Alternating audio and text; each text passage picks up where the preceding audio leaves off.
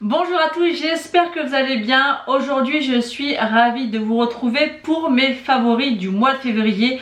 Et c'est vrai que j'ai testé beaucoup de choses au mois de février, mais j'ai vraiment voulu sélectionner mes plus gros coups de cœur et il y aura quelques flops également. Et je vais commencer à vous présenter les produits dans l'ordre dans lequel je les utilise. Donc il y a la base de chez SheGlam, donc c'est une base hydratante. Bah écoutez, je suis très surprise parce que c'est vrai que j'avais un petit peu des a priori sur les produits un petit peu soins comme ça de chez SheGlam. Vous voyez, je l'ai bien utilisé et c'est vraiment une super base. Moi qui ai la peau très sèche, elle hydrate vraiment bien la peau, elle fait bien tenir le maquillage. Et j'ai utilisé avec divers fonds de teint et je n'ai eu aucun souci de tenue avec cette base.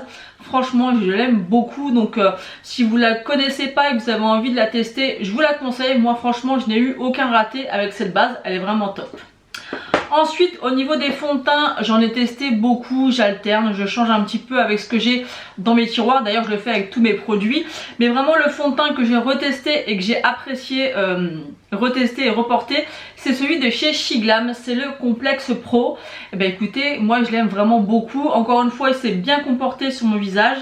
J'ai la teinte fer qui est un petit peu claire quand même, mais j'avais pris la teinte au-dessus qui est beaucoup trop jaune pour moi et qui s'oxyde un petit peu. Celle-ci avec un petit peu de bronzer, du blush, ça passe. Mais c'est vrai qu'elle est un petit peu claire, mais je l'aime vraiment beaucoup. Et quand j'ai fait mon crash test SheGlam, j'ai été surprise d'aimer l'anti-cerne. Je me rappelais plus que je l'avais bien aimé. Alors bien sûr, ça va être un anti-cerne qui va être beaucoup moins couvrant que le Shape Tape que j'ai l'habitude d'utiliser. Par contre, quand le matin j'ai bien dormi, que j'ai pas les cernes trop marquées, j'utilise celui-ci et la couvrance est vraiment correcte. Il file pas dans les plis, il se comporte vraiment très bien. J'ai été surprise parce que je me rappelais pas et c'est vraiment à petit prix. D'ailleurs, je suis tentée à racheter le nouveau parce qu'apparemment ils ont reformulé cet anti-cerne avec un effet encore plus couvrant. Donc là, c'est vrai que je suis un petit peu curieuse de voir ce que ça pourrait donner. Donc je pense que je vais pouvoir prochainement recommander celui-ci avec cette nouvelle reformulation pour voir un peu ce que ça donne. Alors bien sûr, comme je vous le dis, quand je suis très fatiguée ou que j'ai pas bien dormi, c'est pas celui-ci que je vais prendre. Mais franchement, vous avez pu le voir dans le crash test pour celles qui ont vu la vidéo, qu'il était vraiment pas mal. Ensuite, une autre découverte, et encore chez SheGlam, c'est la poudre Baked Glow Setting Powder, donc de chez SheGlam. Donc je l'ai en teinte cappuccino et écoutez, elle est vraiment super jolie. J'aurais pas cru comme ça car apparemment elle a un effet un petit peu glowy que moi personnellement je vois pas spécialement, donc moi ça me dérange pas. La teinte de la poudre est un tout petit peu peut-être un petit peu foncé pour ma carnation, mais ça me choque pas du tout et vu qu'on va vers les beaux jours, c'est pas gênant. Par contre, je pense que quand ça sera le début de l'hiver, qu'on sera en plein hiver, je pense que je prendrai la teinte un peu plus claire, mais vraiment très surprise par cette poudre. Elle est très fine, elle est vraiment très jolie. Vous avez une petite toupette et elle fait vraiment un super beau teint. C'est une poudre que Aurélie m'avait fait découvrir et que j'avais pas encore testé. Et quand j'ai fait la vidéo, je l'ai testé en direct avec vous. Et franchement, depuis, j'utilise plusieurs fois et j'aime beaucoup. Ensuite, au niveau des blushs, non des bronzers, parce que je mets d'abord le bronzer et après le blush. J'ai beaucoup utilisé celui de chez Kiko de la collection Festival Glow. Donc celui-ci, c'est la teinte Burn Sienna. Il fait partie de ma rotation de l'année, de mon projet de pan. Et je l'ai bien creusé, même si comme ça il peut paraître encore bien plein. Mais comme je dis toujours, c'est toujours assez bombé chez Kiko et c'est un gros format. Et je l'aime beaucoup. Franchement, généralement les bronzers de chez Kiko, je suis jamais déçue. Encore aujourd'hui, je porte un bronzer de chez Kiko, mais c'est pas celui-ci.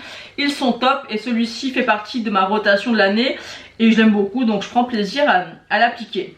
Et ensuite, celui que j'ai aussi beaucoup porté mais que j'aime vraiment beaucoup, c'est celui de chez Huda Beauty, le Glowish. Et c'est en teinte 03 Tan Light et il est vraiment super joli. Franchement, je l'adore. Il se pose parfaitement sur le visage, il n'y a pas besoin de beaucoup de travailler, il fait pas de taches, il est vraiment très beau. Ensuite, au niveau des blushs, on va rester chez Glowish Huda Beauty. Il y a ce blush que j'aime beaucoup aussi, j'adore la couleur et la texture en fait des blushs.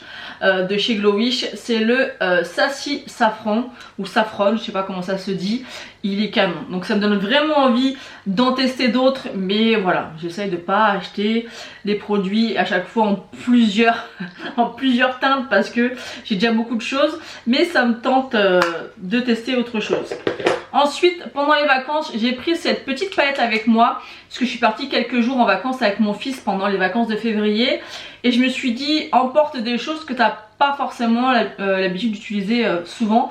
Et cette palette, c'est vrai que je l'avais utilisée une fois ou deux et voilà, j'y étais pas revenue parce qu'en fait, au niveau des highlighters, je trouve qu'ils sont pas assez intenses. Ils sont très jolis, mais pas assez intense à mon goût. Et le blush, il est vraiment très joli. Après, c'est une palette très facile à avoir. Si vous voulez un highlighter assez discret, enfin pour moi c'est un highlighter discret, et je trouve que bizarrement l'highlighter poudre est plus impactant que l'highlighter crème, ce qui est pas très logique. Quand je les superpose, ça change pas énormément, mais je me regarde parce que je regarde l'highlighter que j'ai mis. C'est un highlighter de chez Colourpop et il est joli, mais il y a beaucoup de paillettes. J'aime bien ça, mais là elles sont un peu trop grosses, donc c'est pour ça que je regardais un petit peu en même temps que je parlais d'highlighter le rendu de celui que j'ai porté aujourd'hui. Mais voilà, pour en revenir à nos moutons et à cette palette, elle est vraiment très sympa, très facile d'utilisation. Après, est-ce qu'elle vaut autant que son prix? Je suis pas sûre. Et ensuite j'ai pas mal utilisé ma palette que j'avais achetée à Noël de chez Pat McGrath. Donc c'est la Divine Blush, la Nude Venus. Et c'est une très belle palette. Vous avez 4 blush nude avec un highlighter qui est super joli, qui est bien impactant. C'est une valeur sûre. Il se travaille très bien les blushs. Vraiment de super qualité. Moi j'aime beaucoup. Ensuite au niveau des highlighters, j'ai adoré ceux de chez Shiglam. Donc c'est les Moonside Highlighter. J'en ai 2 teintes, mais j'en ai racheté une 3e parce que comme je vous l'ai dit, j'adore la texture. Alors je vous répète, pas en les swatchant, parce que quand on les swatch, je trouve pas le rendu très impactant et joli au niveau de la texture. Par contre, quand je l'applique sur mon visage avec un pinceau, ils sont super jolis. Donc on a le Celestial Glaze, qui est comme ceci. Et on a le Cosmic Steam, qui est un petit peu plus clair. Donc c'est des champagnes. Donc voilà, je vous montre la différence. Voilà, ils sont vraiment très jolis et vous voyez bien que celui-là j'ai bien utilisé comparé à celui-ci et j'aime beaucoup. Pour le prix ils sont à je crois à 5,49. Voilà, ils sont top. Et un beaucoup plus cher qui est juste magnifique aussi, c'est un de chez Dior que j'avais eu pour mon anniversaire en cadeau. C'est le Nude Glow, le Dior Forever Couture Luminizer et il est magnifique. La texture est vraiment incroyable et je l'aime beaucoup, c'est un de mes préférés avec les Rare Beauty. Ensuite, je vais vous parler de palettes parce que j'en ai testé quand même pas mal ce mois-ci. Une que je prends énormément de plaisir à utiliser depuis que je l'ai reçue et je la sors vraiment très régulièrement. C'est une de chez Pat McGrath, donc c'est la Mothership 10 qui est comme ceci. Attendez, je vais pas vous éblouir avec le miroir. Elle est canon. Cette palette, c'est vraiment une pépite. Les 4 fards à effet sont juste incroyables. Et ce que j'aime bien dans ces fards, c'est que vous avez vraiment un argenté, un doré, donc vous pouvez faire un maquillage plus chaud ou plus froid avec. On a un fard un petit peu duochrome et un espèce de champagne lumineux. On a aussi 3 autres lumineux qui sont vraiment canons. Cette palette elle est vraiment sublime. C'est vraiment une palette de nude avec quelque chose en plus. Elle est vraiment super belle. Mais encore une fois, est-ce qu'elle vaut 140 €? Franchement non. Surtout quand on peut découvrir des palettes comme chez Adept Cosmetics qui coûtent 70 €. Même si ça reste encore un coût 70 €. Mais 140 €, moi comme je vous l'ai dit, toutes les Pat McGrath, je les ai achetées sur Vinted et beaucoup moins cher, entre 60 et 80 €. Parce que payer 140 €, il n'y aurait que des fards à effet. Vous voyez, ce serait une palette entière que de fards à effet comme les 4 ici. À ce prix là, ça pourrait valoir le coup de payer 140 et encore. mais voilà, malgré tout c'est une palette qui est vraiment magnifique et je prends beaucoup plaisir à l'utiliser, mais c'est beaucoup trop cher, beaucoup trop cher. Donc je vous parlais justement des palettes Adept. Donc j'ai la Nini Dream que j'adore au niveau de la couleur qui est à l'intérieur de cette palette, de la texture des fards, c'est lumineux, pailleté, ça se travaille bien, c'est impactant, c'est tout ce que j'aime. En tout cas, pour les 3 palettes que j'ai testées de la marque, c'est vraiment une marque que j'aime énormément, j'adore l'univers. C'est vrai que c'est un peu cher, mais oui et non en fait, si vous voulez, parce que là dans cette palette là par exemple il n'y a que 2 fards mat et tous les autres fards c'est ou des duochromes ou des pailletés ou des lumineux avec vraiment un super rendu. Là je trouve qu'on en a pour notre argent, donc c'est cher sans être cher quand on voit la qualité des fards. Ensuite on a la Heather Austin qui est aussi magnifique. Franchement, donc celle-ci il y a 4 fards mat, mais encore une fois tellement de couleurs jolies, impactant. J'ai fait un maquillage avec les 4 fards verts ici, c'est une pépite.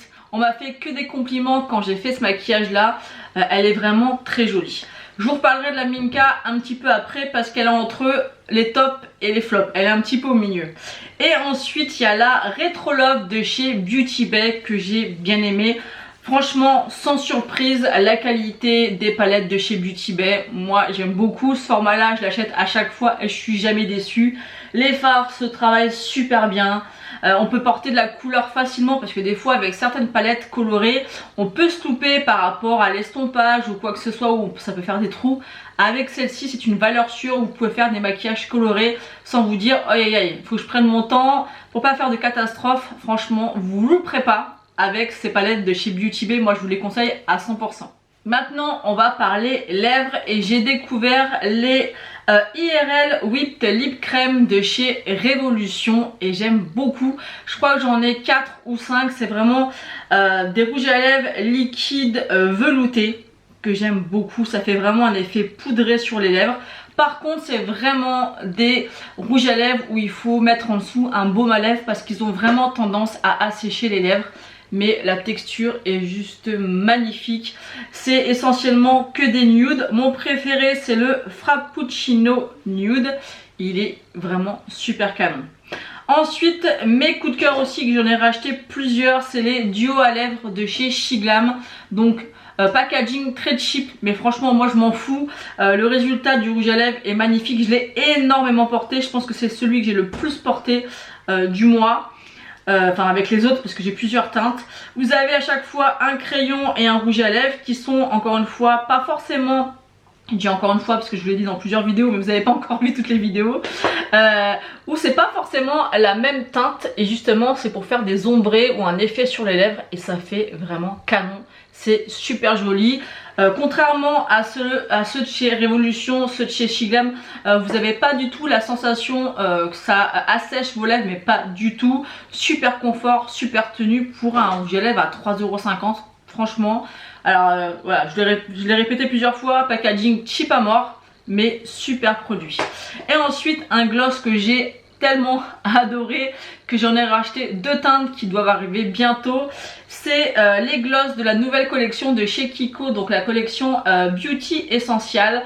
Et j'ai la teinte numéro 1, il est vraiment canon ce gloss. Je sais pas si vous allez pouvoir voir le reflet des paillettes. Vous mettez ça tout seul ou alors par dessus un rouge à lèvres.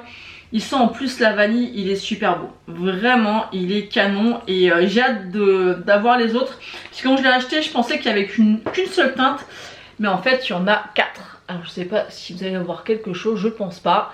Mais il est juste ici. Mais en tout cas, tout seul ou par-dessus un rouge à lèvres, c'est une pépite. Ensuite, on va passer dans la catégorie flop et top. Vraiment au milieu, c'est la Minka de chez Adept. Alors on m'avait prévenu, j'avais vu pas mal de revues, je vous ai fait un crash test et je vous ai dit que finalement on pouvait la travailler puisque beaucoup de personnes se plaignaient de la texture, de l'application des fards. Alors il y a des choses à dire. Effectivement c'est une palette où il y a 2, 4, 6, 8 fards sur 2, 4, 6, 8, 10, 12. Donc 8 fards sur 12 qui vont être d'une texture vraiment épaisse. Vraiment avec des morceaux qui va être vraiment compliqué à appliquer. Vous savez que je vends toujours les mérites de mon pinceau 305 de chez Linda Albert pour ce genre de fard, et malheureusement avec certains fards, enfin malheureusement, si je peux utiliser mon pinceau pour éviter d'appliquer mes doigts parce que c'est quelque chose que j'aime pas faire, mais il faut s'y reprendre vraiment plusieurs fois et honnêtement j'ai pas la patience. Donc aujourd'hui je me suis maquillée avec deux fards de cette palette là, j'ai utilisé le Laila, et effectivement quand j'utilise mon pinceau 305 de chez Linda-Alberg, ça va déposer uniquement des paillettes. Alors c'est pas mal parce que si vous voulez vraiment un effet que pailleté sur la paupière mobile, ça fait super joli. Il y a vraiment que les paillettes qui se mettent sur la paupière, donc ça faisait doré, c'était très joli. Mais moi je voulais quelque chose de beaucoup plus lumineux. Donc après j'ai humidifié mon pinceau. Et là à plusieurs reprises, après ça a été, donc j'ai dû y revenir plusieurs fois. Mais c'est vrai que c'est des fards qui sont un peu galères à appliquer, faut se l'avouer. C'est des beaux fards, c'est des fards lumineux, j'aime beaucoup, mais galère à appliquer. C'est pas une palette que vous pouvez utiliser si vous êtes pressé le matin, ça c'est pas la peine. Ou alors faut vraiment l'appliquer un petit peu à l'arrache sur toute la paupière mobile avec le doigt, ça passe. Mais voilà, ça reste vraiment des beaux fards. Après il y a ces deux fards là qui sont pas du tout de la même texture que les autres. Mais ça reste une très belle palette. Et honnêtement Adepte, je pense que je finirai par toutes les acheter parce que la texture est vraiment, pas la texture, certains textures de fards sont excellents et vraiment le rendu, la formule de certains fards, les duochrome, ça vaut le coup. Vraiment pour moi ça vaut le coup cette marque.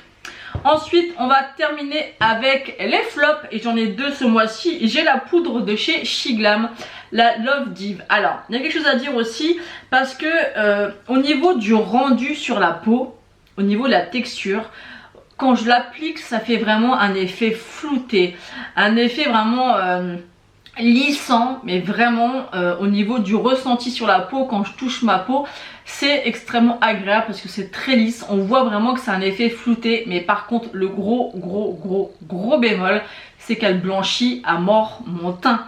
Alors je sais pas si vous aussi vous êtes dans le même cas, si vous avez testé cette poudre là, elle est top mais je peux pas utiliser, je suis très blanche après.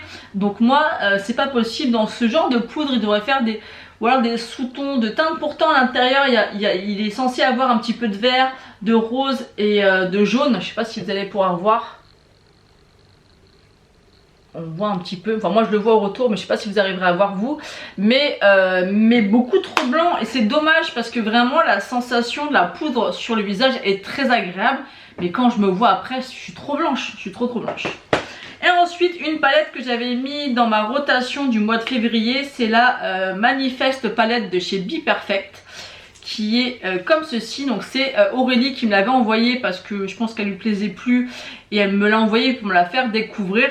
Bah écoutez, j'ai fait deux make-up avec, les make-up étaient très bien, mais pour moi c'est pas du tout satisfaisant. J'ai pas aimé spécialement, moi j'aime bien en fait quand je me maquille me dire waouh, je suis bien maquillée, mon make-up il me plaît, j'aime bien. Et j'aime bien regarder ce que j'ai fait sur les yeux.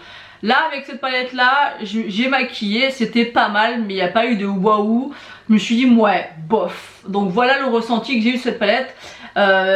Au niveau des fards, j'ai utilisé celui-ci, celui-ci. Ouais, c'est pas spécialement super pigmenté. Les paillettes compressées, j'ai galéré un petit peu à les prélever. Voilà, j'ai pas été transcendée par cette palette, donc ouais, je suis bien contente entre guillemets de pas l'avoir achetée parce qu'elle ne m'aurait pas satisfait. Donc voilà, donc je te remercie Aurélie de me l'avoir fait découvrir. Mais bah pour moi c'est plutôt un flop, c'est pas un coup de cœur. Donc voilà, j'en ai terminé de vous présenter mes favoris et mes petits flops du mois de février. J'espère que cette vidéo vous aura plu. N'hésitez pas à la liker et à vous abonner si ce n'est pas encore fait. Et à me laisser un petit commentaire parce que j'aime bien vous lire et vous répondre. Et moi je vous fais d'énormes bisous et je vous dis à bientôt.